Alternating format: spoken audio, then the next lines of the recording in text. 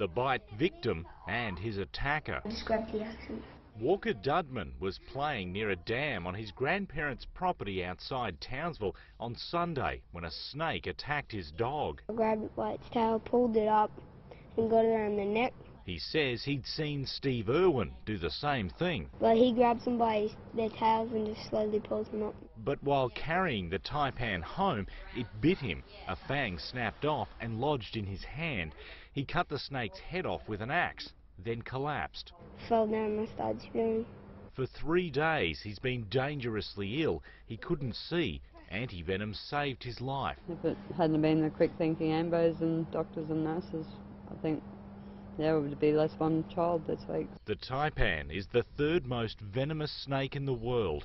Its fangs are 1 centimetre long. Snakes are like a drunk man having a fight, swinging, everywhere, and those guys sit back and calculate it, and they require the utmost respect. Taipans in Queensland are normally found north of Gladstone. They get big too. 3 metres and as thick as your wrist is nothing. Josh Adsett, 7 News.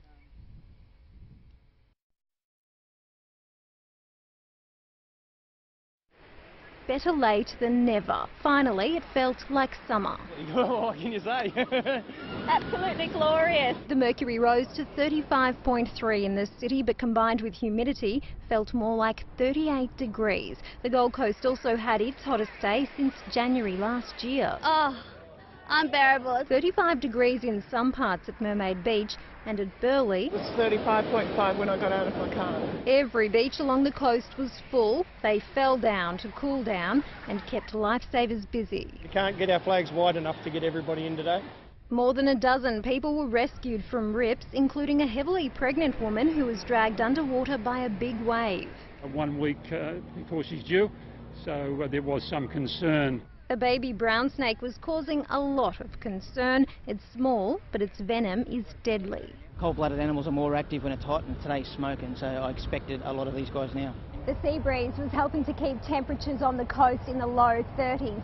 That's still above average for February, but it's the humidity that's making it uncomfortable and will be even worse tonight. Normally we get this around Christmas time, but we all got a bit wet at Christmas, so it's good to have some good weather. Some feel it more than others. Good news for them, the mini heat wave will end tomorrow. On the Gold Coast, Amanda Rebate, 7 News.